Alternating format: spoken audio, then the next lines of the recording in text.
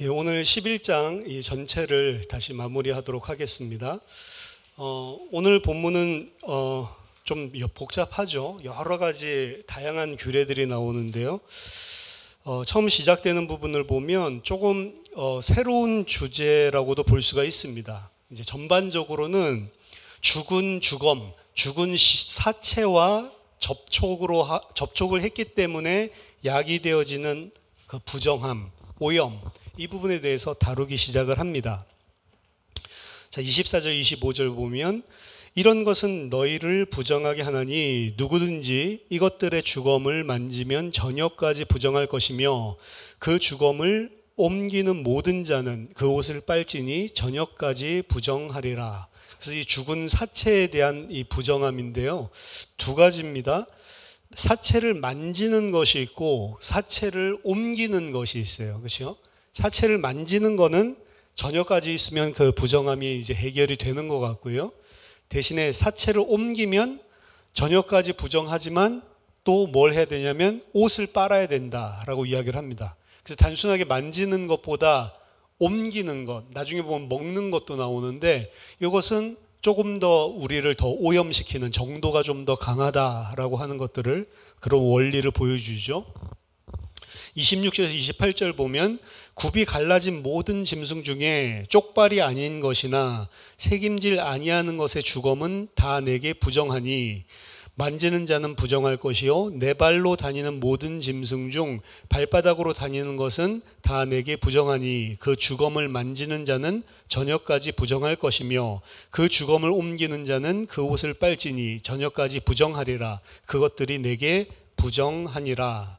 자, 26절에서 28절에는 지난주에 살펴봤던 부정한 짐승에 대해서 이야기를 하는데요. 부정한 짐승의 그 요건이 26절에 보면 쪽발이 아닌 것이나 그리고 새김질 아니하는 것, 그러니까 이 둘 중에 하나를 결여하면 굽을 가지고 쪽발이 되고 그다음 새김질을 하고 이 두 가지가 있어야 정한 짐승이었죠.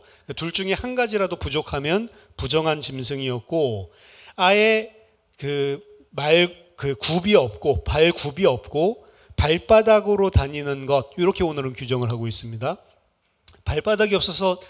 굽이 없어서 발바닥으로 다니는 짐승, 그럼 대부분이죠, 사실은.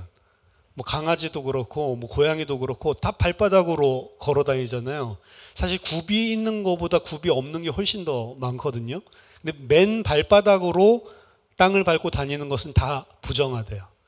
그러니까 이 세상에 보면 하나님이 정하다라고 정하신 그 짐승은요, 사실은 별로 안 돼요. 거의 다 부정합니다. 근데 그 부정한 이유가 그냥 너무 어쩔 수 없잖아요. 그냥 발바닥으로 당연히 땅을 밟고 다녀야 되는데 그냥 발바닥으로 땅 밟고 다니면 부정하대요. 그게 그 의미래요. 앞에서는 발바닥 이야기는 없었거든요. 근데 여기서 이제 굽이 없고 그럼 새김질 안 하고 이게 뭐야? 그냥 발바닥으로 밟고 다니는 건 다 부정하대요. 그래서 모든 짐승들, 거의 대부분 우리가 아는 짐승들은 부정하다. 이렇게 보시면 맞습니다. 근데 이제 여기서 부정한 짐승이라 할지라도 살아있는 동안에는 우리한테 부정함을 옮기지 못합니다. 그렇죠? 근데 그것들이 죽었으면 그 죽은 사체를 만지는 것, 또 사체를 옮기는 것, 이런 것들은 다 부정하다는 거죠. 여기도 마찬가지로 사체를 만지는 자는 저녁까지 부정하고 사체를 옮긴 자는 그 옷을 빨지니 저녁까지 부정하려. 옷을 또 빨아야 되는 거죠. 옮기면 또 그 부정의 정도가 심해집니다.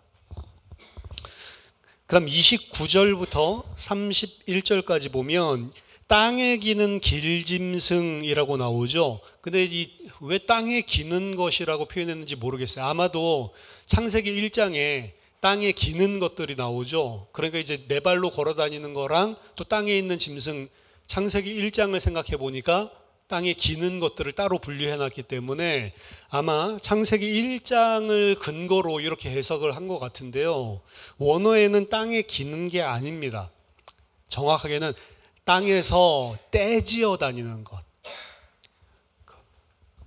떼지어서 몰려다니는 것, 그것 중에 네게 부정한 것은 이러하니 곧 두더지쥐와 큰 도마뱀 종류와 도마뱀 부치와 육지악어, 이건 왕도마뱀입니다.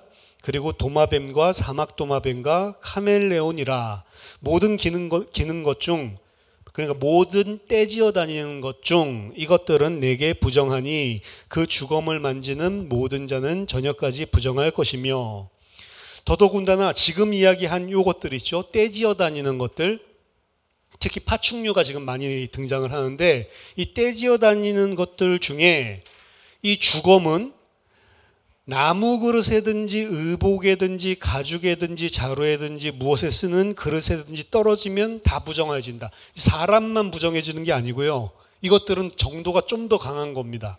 그냥 일반 사체랑 다르게 지금 떼지어 다니는 것들의 사체는 그냥 물건에 접촉을 해도 물건 자체도 부정해지는 거예요. 그렇죠? 우리들이 일상적으로 사용하고 있는 그 물건에 닿으면 그 그릇도 부정해진다. 물에 담그고 저녁까지 부정하다가 정해질 것이고, 그 다음 그릇 중에 특별히 질그릇, 이게 진흙으로 만든 흙으로 만든 그릇이거든요.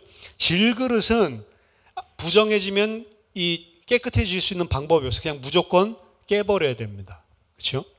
그래서 질그릇은 더 조심해야 되겠죠. 아예 이러한 주검이 닿으면 부정하여지나니 정해지는 법이 없어요. 그냥 그 그릇을 깨뜨려 버려라. 부정한 시체와 접촉하는 것들은 나무로 된 거든 의복이든 가죽이든 자루든 그 모든 것들 다 부정하게 된다. 이런 것들 물에 담궈야 되고 저녁까지 있으면 정해진다. 단 질그릇에 떨어지면 그 질그릇은 깨뜨려야 된다. 왜 질그릇에 떨어지면 이거 부정을 정할 수 있는 방법이 없냐? 이제 여기에 대해서 여러 가지 이야기들을 하는데요. 오늘 본문 나중에 전체 다 읽어보면 알겠지만 지금 땅바닥, 아까 전에 이야기한 것처럼 뭐랑 접촉하는 게 부정해진다고 이야기하면 직접적으로 땅바닥에 많이 접촉하고 있는 짐승들 있죠. 그게 부정하다는 거예요. 사실은 부정의 원인이 어디에 있냐면 이 땅에 있습니다. 땅에. 그래서 질그릇으로 만들었다는 것은 이 땅, 진흙으로 만든, 토기로 만든 그릇을 이야기하는데, 토기, 이 재료가 중요한 거예요. 흙으로 만든 그릇은 정해질 수 있는 방법이 없어요. 그래서 부정해지면 무조건 깨서 버리라는 겁니다. 흙으로 만들어진 그릇은 나무로 만들어진 그릇, 가죽, 옷 이런 것보다 훨씬 더 부정해지고, 부정해지면 아예 정결해질 수 있는 법이 없으니까 깨버리라는 거죠. 자, 34절, 35절 보면 먹을 만한 축축한 식물이 거기 담겼으면 부정하여질 것이요 그 같은 그릇에 담긴 마실 것도 부정할 것이며 이런 것의 주검이 물건 위에 떨어지면 그것이 모두 부정하여지리니 화덕이나 화로나 이거 다 깨버려요. 화덕이나 화로도 진흙을 구워서 만들거든요. 이것도 흙으로 된 재료로 되어 있기 때문에 이 정해질 수 있는 방법이 없고 아예 깨버리라 라고 이야기를 합니다. 이것이 부정하여져서 너희에게 부정한 것이 되리라. 자, 떼지어 다니는 동물의 사체가 진짜 심각하죠. 인간뿐만이 아니라 그릇, 화덕 같은 무생물, 더더군다나 흙으로 만든 그릇이나 화덕은 아예 정해질 수 있는 길이 없기 때문에 다 깨버리라 라고까지 이야기를 하고요. 그리고 34절에서는 이 그릇에 담겨있는 물과 음료, 먹을 수 있는 것, 이런 모든 음식물까지도 다 오염을 시켜버린다라고 이야기를 합니다. 근데 36절에 재미난 게 나오죠. 좀 전에 물까지도 그 오염을 시킨다고 그랬는데 36절에서는 하지만 샘물이나 물이 고인 웅덩이는 부정해지지 않는데요. 이런 뭐 카멜레온 사체나 이런 게 닿는다 하더라도 이거는 절대로 부정해지는 법이 없다. 그 주검에 닿는 모든 것이 부정하여질 것이요. 자, 두 개가 나오죠. 야, 이렇게 전염성이 강하고 가장 악하게 부정하게 만드는 사체인데 그럼에도 불구하고 이 웅덩이물 그리고 샘물 요거는 부정하여지지 않는다라고 이야기를 합니다. 이상하죠. 위에 그릇에 담긴 물은 부정해지는데 이건 왜 안 부정해지냐? 좀 이상하죠. 의아하죠. 자, 일단 첫 번째로는 샘과 고여있는 웅덩이는 뭘 상징한다고 보냐면 생명을 주는 근원으로 상징을 하고 있는 겁니다. 생명을 주는 근원 자체는 오염되지가 않아요. 근데 물이 아까 전에 오염됐잖아요. 물이 아니고 샘물과 그리고 고여있는 웅덩이입니다. 이게 생명을 주는 근원인데, 그 근원, 생명을 주는 근원이라 할지라도 그릇에 담긴 물, 요건 뭘 이야기하냐면 인간과 밀접하게 지금 관련이 지어진 물이거든요. 그 물은 오염이 된다는 거예요. 이게 다 의미가 있는 겁니다. 나중에 전체적으로 살펴보면 이제 답이 나오지만, 인간이랑 가까이 있는 것, 인간이 가까이 두고 사용하는 일상생활에서 사용하고 있는 것들, 이거는 물이라 할지라도 오염이 돼요. 근데 샘물이나 근원은 인간과 멀리 떨어져 있는 것입니다. 멀리 떨어져 있는 것이고, 그리고 제한되지 않고 계속 솟아나오고, 그리고 그것을 통해서 다른 자들에게 생명을 주는 어떤 생명 주는 근원적인 물은 오염이 안 된다. 이렇게 이해를 하시면 되겠습니다. 생명을 주는 원천인 피와 마찬가지로 샘과 고인 웅덩이는 정결하다, 부정하다라고 하는 범주 자체를 뛰어넘는 거예요. 아예 거기에 그 범주 안에 들어오지를 않는 겁니다. 자, 37절 38절 보면 이것들의 주검이 심을 종자에 떨어지면 그것은 정하다. 또 하나가 나왔죠. 또 부정해지지 않는 거. 심을 종자, 파종할 종자 씨에 떨어지면 그 종자 씨는 아무렇지도 않대요. 단 만일 종자에 물이 묻어 있다면 그것이 그 위에 떨어지면 너희에게 부정하게 된대요. 종자 씨도 두 종류로 나눠서 이야기합니다. 종자 씨 자체는 사실은 이 부정함이 옮겨지지가 않아요. 근데 종자 씨에 만약에 물이 닿았으면 그러면 이 종자 씨는 부정해진다라고 이야기를 하거든요. 자, 종자 씨 또한 마찬가지입니다. 아까 전에 잠재적인 생명의 근원으로 보고 있는 거예요. 그래서 종자 씨 자체는 생명의 근원 자체는 역시 부정함을 타지 않습니다. 근데 물에 접촉한 종자 씨는 지금 보니까 다시 부정해지죠. 물에 닿은 이 씨라고 이야기를 하는 것은 생명이 이제 발화돼서 시작된 것을 이야기합니다. 근원의 상태에서 생명으로 발현된 것을 이야기합니다. 그거는 근원이 아니고 생명 발현된 것은 오염된다. 자, 이런 것들이 지금 다 의미가 있는 이야기예요. 아까 전에 사람이 일상적으로 사용하고 사람 가까이에 있는 물, 그거 자체는 분명히 그것도 생명일 것인데 그거는 오염된다라고 이야기를 했죠. 물의 근원 자체, 웅덩이와 샘물은 오염되지 않는다. 종자도 물의 근원같이 마찬가지로 생명의 근원을 담고 있는 본체는 실제로 오염되지가 않는다. 하지만 그 생명이 발현되고 난 그 발현된 상태, 거기에서는 이제 그 생명의 근원이 아니고 생명이 발현된 거죠. 거기서는 이제 오염이 된다라고 하는 것들을 이야기합니다. 그래서 사실 아까 물 웅덩이랑 이 시가 똑같은 이야기들을 어떻게 보면 하고 있는 거예요. 어쨌든 인간의 활동과 인접한 지역에 있는, 영역에 있는 그러한 부분들은 부정해질 그런 우려들이 있고요. 인간의 생활과 멀어질수록 사실은 부정할 가능성들이 사라집니다. 그렇게 보면 어떻게 보면 인간 자체가 부정하다라고 하는 것들도 우리가 좀 어떻게 보면 구체적이진 않지만 여기서 암시적으로 알려주고 있다라고 볼 수가 있습니다. 36절에서 이 38절까지 나와 있는 이 규례는 부정함의 배후 자체에는 생명 그리고 죽음 이 부분이 연관될 가능성이 있구나라고 하는 것들을 보여줍니다. 정결함은 생명과 연관된 것이고 그리고 부정함은 죽음과 관련된 것인데 생명의 근원 자체는 부정함이 오염시킬 수 없다라고 이야기를 하고요.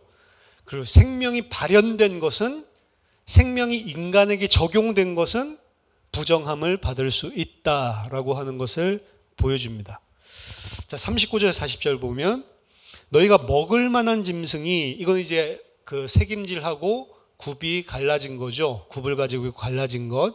먹을 만한 짐승이 죽은 때에 그 주검을 만지는 자는 저녁까지 부정할 것이며 그것을 먹는 자는 그 옷을 빨 것이요 저녁까지 부정할 것이며 그 죽음을 옮기는 자도 그의 옷을 빨 것이요 저녁까지 부정하리라. 자, 앞에서는 정한 짐승, 부정한 짐승을 탁 나눠놨는데 정한 짐승이라 할지라도 여기 보니까 죽으면 부정한 짐승이랑 완전 100% 똑같아요. 더더군다나 그 죽은 사체의 주검을 먹는 것, 아마 일부러 죽인 게 아니고 자연적으로 죽은 거겠죠. 그걸 먹는 자 또한 오염이 돼요. 그래서 그 사람 또한 그 심각하게 그 부정이 옮겨지는 거죠. 옷을 빨고 저녁까지 기다려야 된다. 죽음이라고 하는 것이 지금 정함과 부정함의 개념을 완전히 상쇄시켜 버렸습니다. 죽음 앞에서는 정함도 없고 부정함도 없어요. 사실은 죽음이 다 잠식을 시켜버리는 거죠. 먹을 수 있는 짐승의 사체 또한 만지는 자를 저녁까지 부정하게 만들고요. 그것을 먹는 자나 옮기는 자, 옷을 빨고 저녁까지 부정하다. 결국 부정한 짐승이랑 차이가 아예 없어졌습니다. 따라서 결국에 진짜 중요한 것은 정결한 짐승, 부정한 짐승보다 더 중요한 건 뭐냐? 죽음이라고 하는 거예요. 죽음이라고 하는 거는 모든 것을 다 동일하게 만들어 버립니다. 다 부정을 오염시키는 존재로, 부정을 전달하는 매개체로 전부 다 바꿔버리죠. 그래서 죽음 자체가 정결과 부정함보다 더 높은 상위 그룹의, 사실은 더 깊은 그 의미를 가지고 있는 거예요. 41절, 42절 보면 땅에 기어다니는 아니라고 했죠. 땅 위에 떼지어 다니는 모든 생물, 길짐승뿐만이 아니고 하야 여기서는 모든 생물, 살아있는 존재들, 살아있는 짐승들. 그래서 땅 위에 떼지어 다니는 모든 길짐승은 가증한즉, 가증하다는 말은 처음 나오죠. 먹지 못할지니 곧 땅에 떼지어 다니는 모든 기는 것 중에 배로 밀고 다니는 것, 혹은 네 발로 걷는 것, 혹은 여러 발을 가진 것, 이것들은 전부 다 부정하다. 너희가 먹지 말지니 이것들은 가증함이라. 또다시 먹는 규례가 나오죠. 근데 여기서는 땅 위에 떼지어 다니는 모든 생물은 가증하다라고 이야기를 하고, 땅 위에 떼지어 다니는 생물은 뭐를 의미하냐? 배로 밀고 다니는 것, 그리고 내 발로, 내 발바닥이죠. 내 발바닥으로 걷는 것, 그리고 여러 발로 걷는 생물이다. 즉 배로 밀고 다니고 내 발바닥이 닿고 그리고 여러 발을 가지고 있고, 전부 다 뭘 이야기하냐면 땅에 많은 접촉을 하고 다니는 것들, 땅에 많은 접촉을 하고 땅에 딱 붙어 있는 생물들, 이런 떼지어 다니는 것들은 전부 다 부정하다라고 이야기를 하고 먹지 못한다라고 이야기를 하죠. 43절 45절 너희는 기는 바, 기어다니는 것 때문에 자기를 가증하게 되지 말며, 이거 떼지어 다니는 거라고 이야기했죠. 스스로 더럽혀 부정하게 되지 말라. 나는 여호와 너희 하나님이라. 내가 거룩하니 너희도 몸을 구별하여 거룩하게 하고. 자, 이 규례를 준 목적입니다. 여호와 하나님이 거룩하기 때문에 너희도 거룩해져야 하기 때문에 내가 지금 이 규례를 준다라고 이야기를 하는 거고요. 따라서 너희는 어떻게 해야 되냐?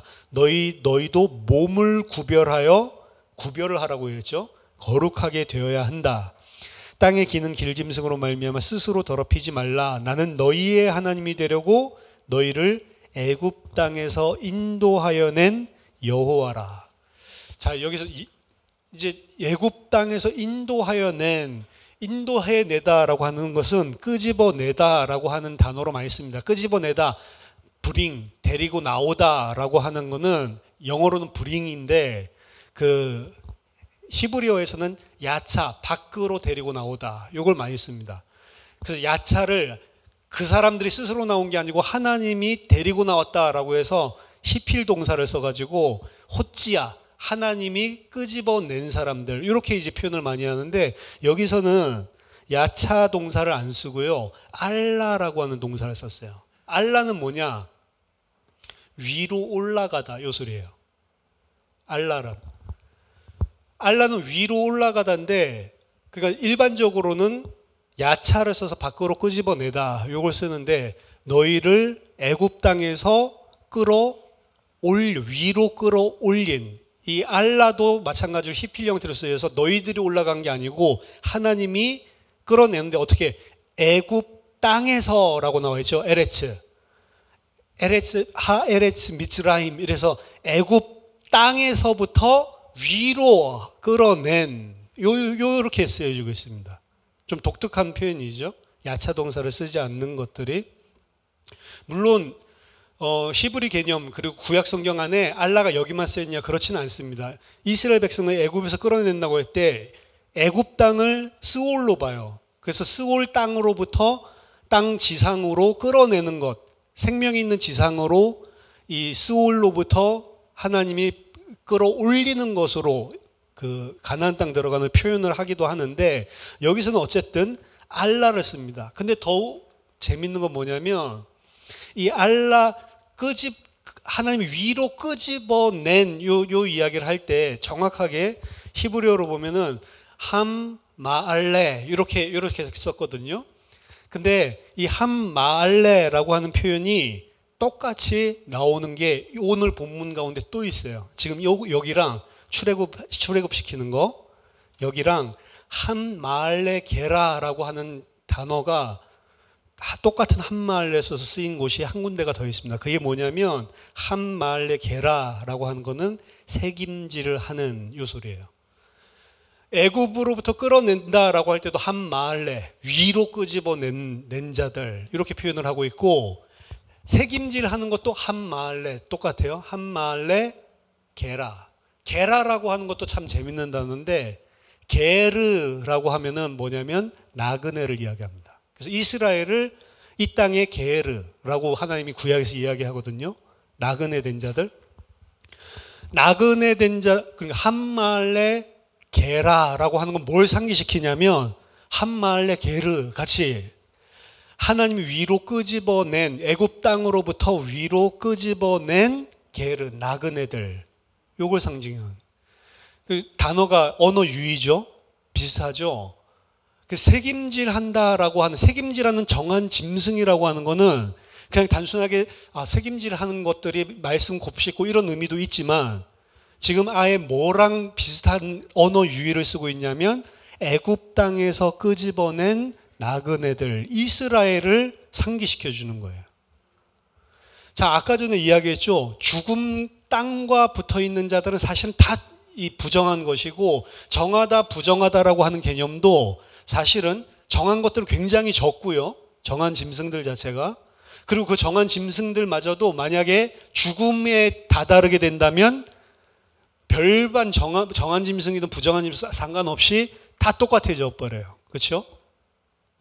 근데 그 정체가 그 책임질하는 이라고 하는 히브리어 원어를 통해서 볼 수 있듯이, 그럼 이 존재들은 왜 정한 짐승이 되었는가라고 봤을 때, 물론 굽을 가지고 있기 때문에도 그렇고 책임질을 하기 때문에도 그렇지만, 거기서 표현하고 있는 건 뭐냐면 하나님이 애굽 땅에서 너희를 위로 끄집어냈기 때문에 정한 짐승이 되었다라고 볼 수가 있는 거예요. 왜 정한 짐승이 되냐? 하나님이 그들을 땅에서 끌어냈기 때문에. 물론 굽을 주신 분도 하나님이시죠. 책임질한다라고 하는 것은 더 정확하게는 이스라엘이랑 똑같이 너희를 그 땅에서 땅에 접촉하고 살지 않도록 끄집어낸 이스라엘을 상징하고 있는 거예요. 그 자들만 정한 짐승이에요, 사실은. 재밌죠? 46절 47절, 이는 짐승과 새와 물에서 움직이는 모든 생물과 땅에 기는 모든 길짐승에 대한 규례니 부정하고 정한 것과 먹을 생물과 먹지 못할 생물을 분별한 것이다 라고 이야기를 합니다. 자, 이미 오늘 지금까지 내용들을 살펴본 거거든요.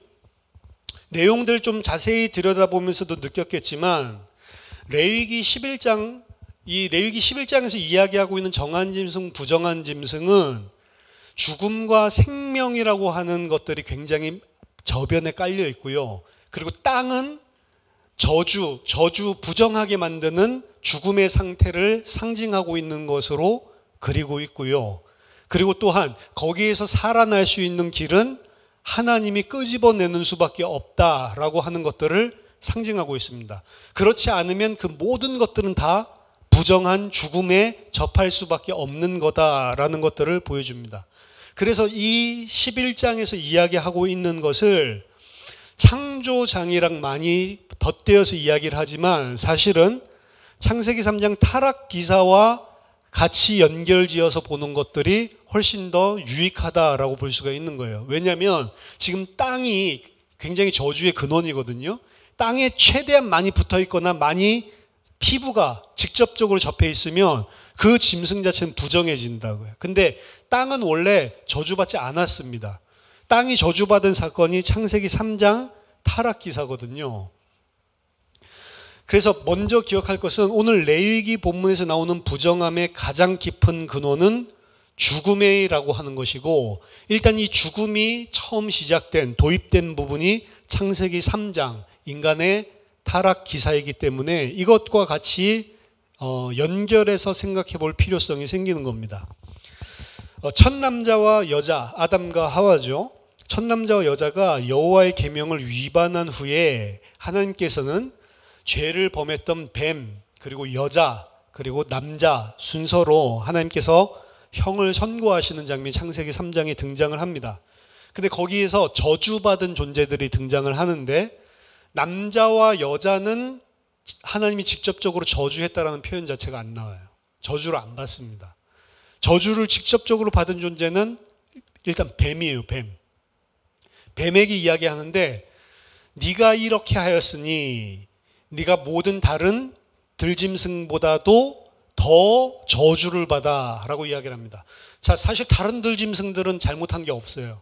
근데 이 뱀의 잘못한 것 때문에 다른 들짐승들도 다 저주를 받게 됩니다. 거기서. 그리고 그 짐승들보다도 더 심한 그런 중한 저주를 받게 되는 존재가 뱀이죠. 그 저주를 받게 돼서 이제 어떻게 됐습니까?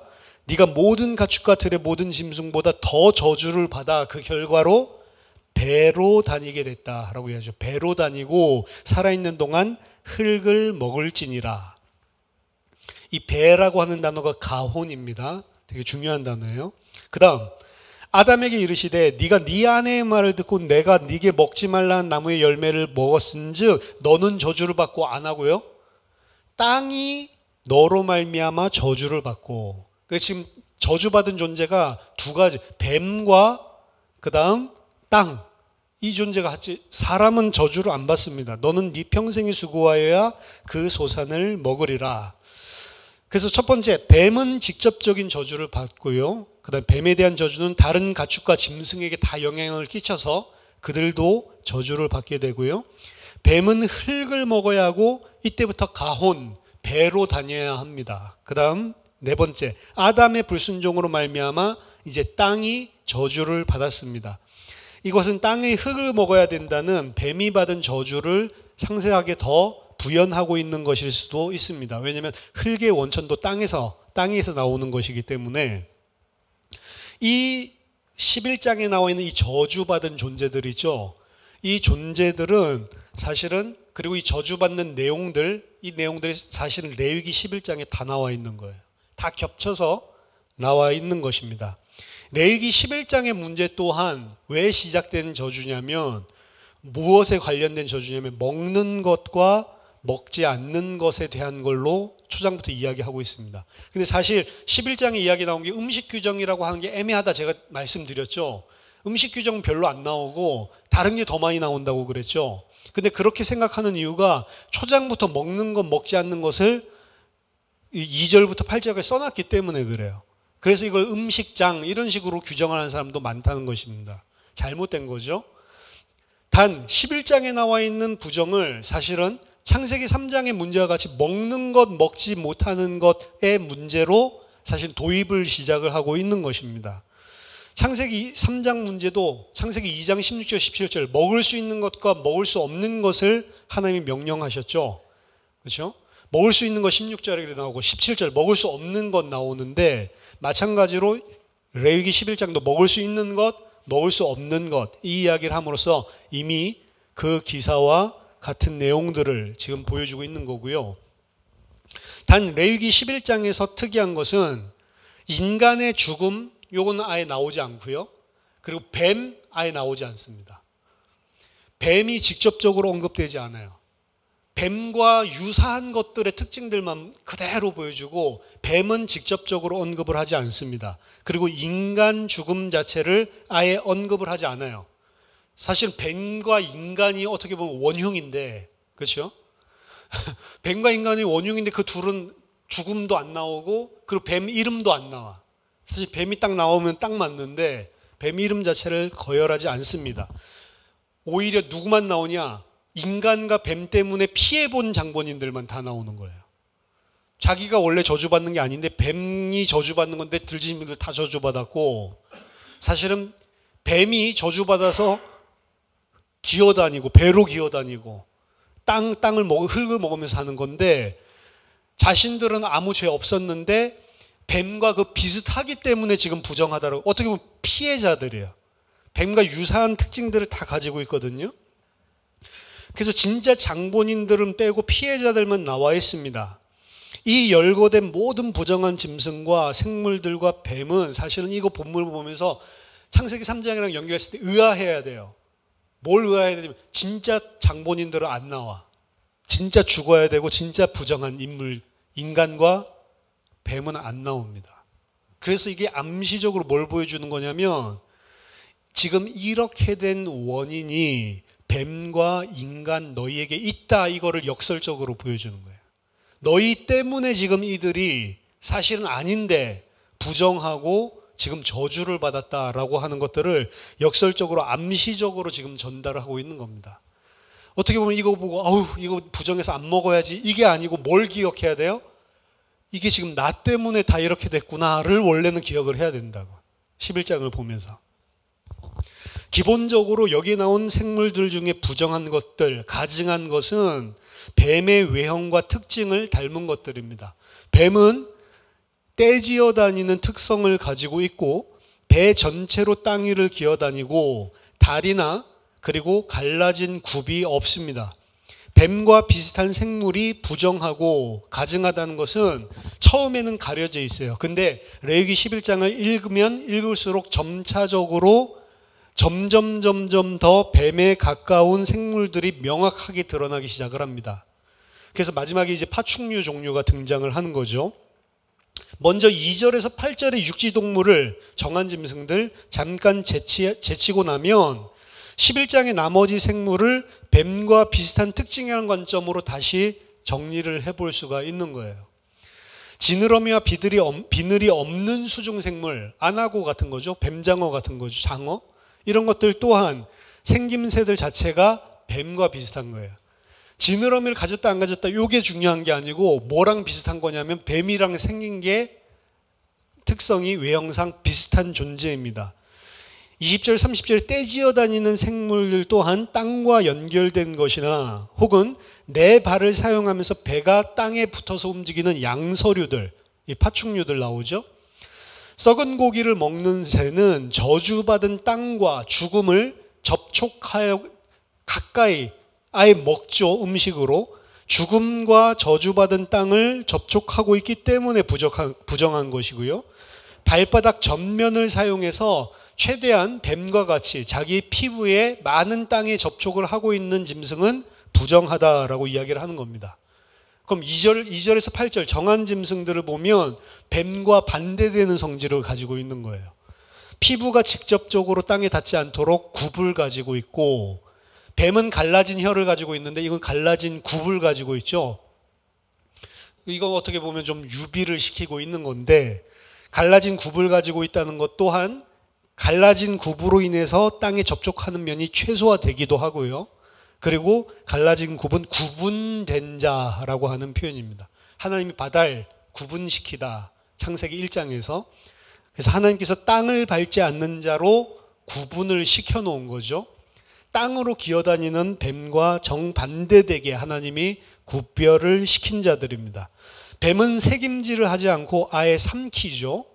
그리고 뱀은 땅 위를 기어다니지만 정결한 짐승들은 피부 자체는 땅과 접촉하지를 않고 그리고 새김질을 한다. 하나님이 알라 위로 땅에서부터 위로 끄집어 올린 자들, 이스라엘과 같은 자들 상징을 하고 있습니다. 전체적으로 그래서 이 뱀, 죽음, 저주, 창세기 3장에 나오는 동물, 그 다음에 여기에 나온 동물들, 정한 것들, 부정한 것들, 이것들을 보면 전부 다 뱀의 특성들과 가까이 연결되어 있는 것들과 뱀의 특성과 다른 것, 이렇게 구분이 가는 거예요. 그래서 사실은 11장에서 이야기하고 있는 이 규례는 우리 뭐 먹어야 된다, 안 먹어야 된다, 그거 신약에 제가 초반에 이야기했죠, 지난번에.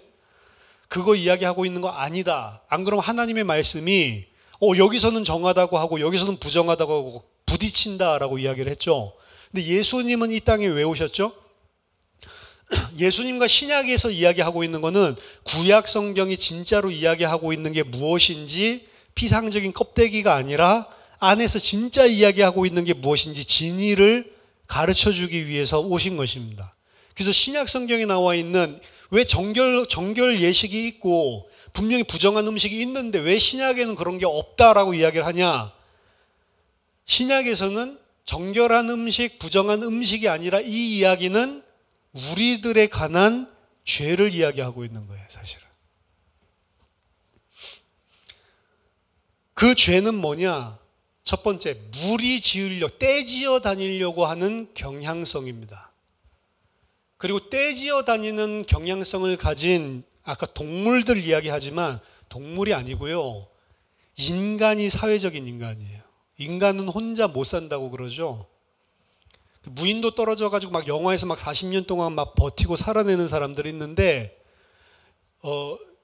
그리고 또 그 사람들이 뭐 애기가 있었으면 애기가 또 뭐 살아남는데, 애기 같은 옛날에 뭐 늑대 소년 발견되고 이런 것들 보시면 알겠지만, 아이들도 혼자 못 삽니다. 동물들이랑 아예 같이 어울려가지고 동물의 무리로 아예 살든지, 가장 떼지어서 살려고 하는 습성을 강하게 가지고 있는 자가 인간이에요.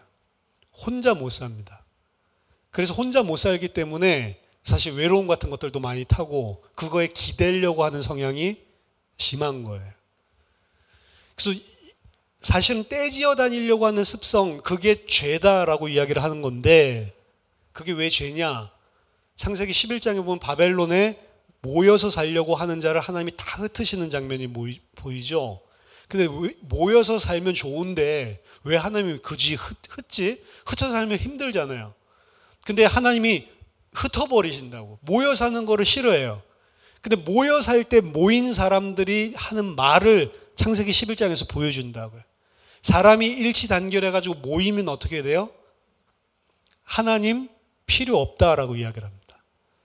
하나님이 아니라 자기 자신을 위한 이름을 내고 자기 자신들을 위해서 살아가고 하나님이 경영하시는 세상을 살아가는 것 싫어합니다. 인간이 경영하는 세상을 살아가기 시작한다. 그게 부정한 이 짐승들의 특징이에요. 사람들끼리 모여 살면 부정하구나 이 말이 아니고, 사람들끼리 모여 살면서 뭘 하냐? 사람을 기대고 사람을 의존하고 하나님 안 바라봐요. 그래서 사람들끼리 행복하게 잘 살면 종교 자체가 없어질 수도 있습니다. 그래서 선진국으로 가면 갈수록 그래서 그런 현상들이 발견이 되는 건지도 몰라요. 종교가 점점 희미해집니다. 우리나라도 종교성이 강한 이 족속이죠. 한민족이 종교성이 굉장히 강해요. 다른 민족들에 비해서. 그럼에도 불구하고 사람이 좀 잘 먹고 윤택해지고 살만하잖아요. 절대로 신, 종교 이런 것들 필요가 없어집니다. 사실은 거의 필요가 없어요. 그럼에도 불구하고 인간은 한계가 있기 때문에 뭐 죽음이나 뭐 질병이나 이런 것들이 아무리 윤택하게 살아도 다 찾아오죠. 나이 들면서. 이런 것들 때문에 종교는 인간에서 없어지진 않겠지만, 말씀드리고 싶은 거는 떼지어서 심어두면 하나님 필요 없는 게 인간입니다. 근데 하나님은 그걸 싫어하세요. 그래서 뭘 하나님은 오히려 원하시냐면 이 땅에 사는 동안에 좀 힘들기를 원하세요. 힘들어서 내 스스로 힘이 없고 연약한 존재라는 걸 깨닫기를 원하시고, 그래서 누굴 찾기를 원하냐? 하나님 찾고 하나님 의존하기를 원하세요. 어렸을 때 우리가 잘못을 하면 부모님이 집 나가라면서 집 아이 들어오지, 너 같은 놈 내가 먹여주고 재워준 게 한이다 하면서 쫓아내는 적 있죠? 그 쫓아내면서 뭘 원할까요, 부모님은? 거봐, 너 연약한 존재지. 내가 도와주지 않으면 너 안 돼, 임마. 지금 초등학교도 안 들어간 놈이. 제 유치원 때 쫓겨났거든요, 삼형제가. 계속 장난치다가 엄마가 하다 못해가지고 밤 8시에 너희들 싹 다 나가라고. 집에 들어올 생각하지 말. 말 안 들으려면 집 나가라는 거죠. 그래서 나오는데 그 세 아들 쫓아내고 엄마가 우리 집이 그때 5층이었는데 가만히 있겠어요? 쫓아가면서 저것들 어떻게 하나 보시겠죠? 근데 그때 제가 제일 어리잖아요. 7살. 유치원도 때려쳤던 7살인데 제가 형들한테 이 이야기를 한 게 엄마한테 들켰어요. 형, 괜찮아. 나가면 저기 공원에 벤치 있어. 거기서 자면 돼. 그래가지고 그날 벤치에 이렇게 앉아 있는데 엄마가 와서 다른 형들 안 혼나고 저만 직살나게 혼났어요. 이 제일 어린 놈의 새끼가 뭐 공원에서 자면 돼? 한겨울에? 벤치에서 자면 돼? 이래가지고 그 말 입에서 나와! 이러면서 막 난리를 치더라고요. 무슨 말이냐면 엄마가 한겨울에 자식들 내쫓으면서 뭘 원하는 거예요? 아, 부모님 도와주지 않으면 우리 약한 존재구나. 이래야 되는데, 예를 들어서 세 형제가 똘똘 뭉쳐서 다시는 이제 엄마 안 봐요. 이러면서 진짜 집 나가가지고 자기네들끼리 자립해서 산다고 생각해 보세요. 그게 제일 나쁜 놈들입니다. 그게 떼지어 다니는 특성이에요. 바벨론입니다. 쉽게 보여준 거지만, 우습게 보여준 거지만, 인간은 그렇단 말이에요.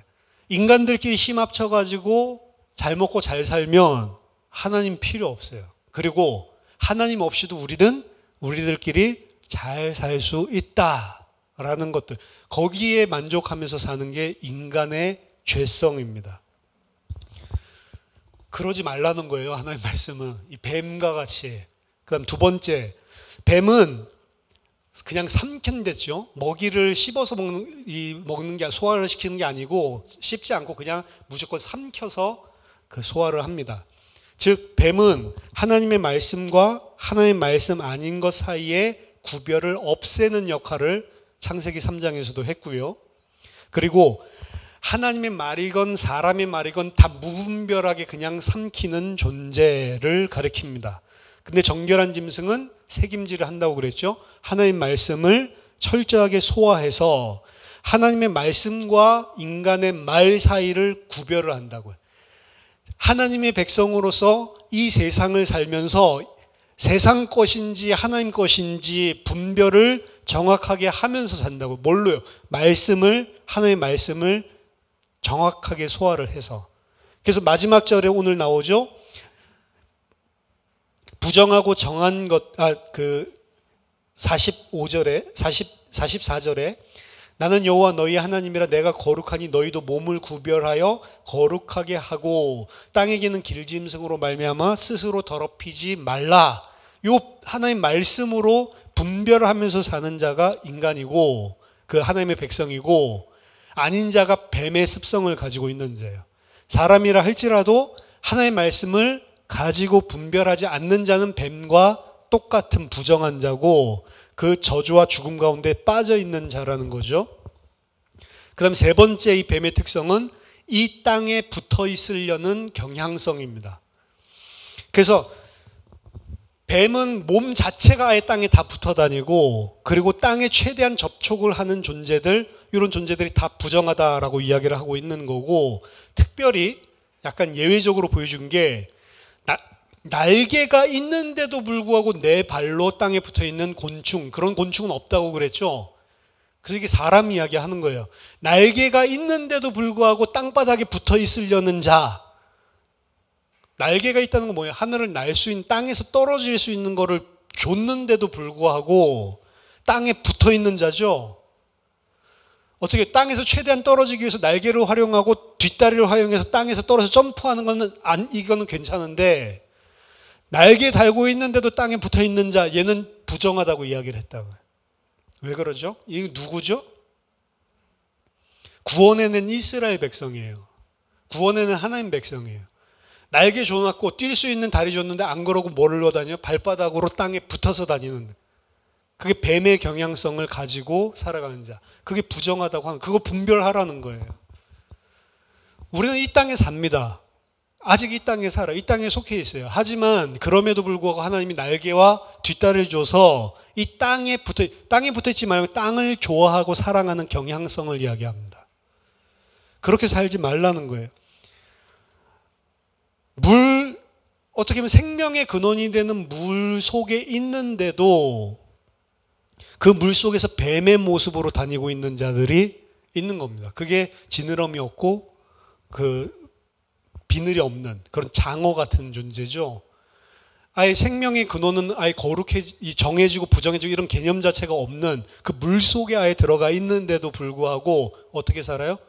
뱀처럼 살아간다. 이것도 또한 똑같은 이야기 하고 있는 거예요. 날개 있고 다리 있는데 땅 기어다니고 있는 그 자랑 똑같은 자. 생명의 근원 속에 들어가서도 뱀처럼 살고 있는 자. 그게 하나님 부정하다라고, 그거 분별해서 살라라고 이야기를 하는 겁니다. 정결한 짐승은 이 땅에 살 때에도 땅에 직접적인 자신의 피부가 닿지 않게 하고요. 그게 다 하나님이 은혜로 굽을 주셔서 그런 건데, 어쨌든 자신의 피부가 닿지 않게 하고, 심지어 말은 서서 자죠. 누워서 안 자고. 그렇죠? 누워서 말은 넘어지면 못 일어난다는 말이 있을 정도로 말은 평생 서서 살아요. 자기 자신의 피부를 땅에 닿지 않게 하고 갈라진 굽으로 정결한 것과 부정한 것을, 하나님의 것과 사람의 것을 분명하게 분별을 하고, 분별을 해서 어떻게 해요? 분별을 해가지고 그 속에, 물 속에 살면서도 뱀처럼 사는 게 아니고 분별을 하고 어떻게 한다고요? 그것과 구분된 삶을, 지향성을 가지고 있는 자들. 지금 정한 짐승은 누구 이야기한다고요? 하나님이 위로 끄집어낸 나그네들 이야기하고 있는 거라고요.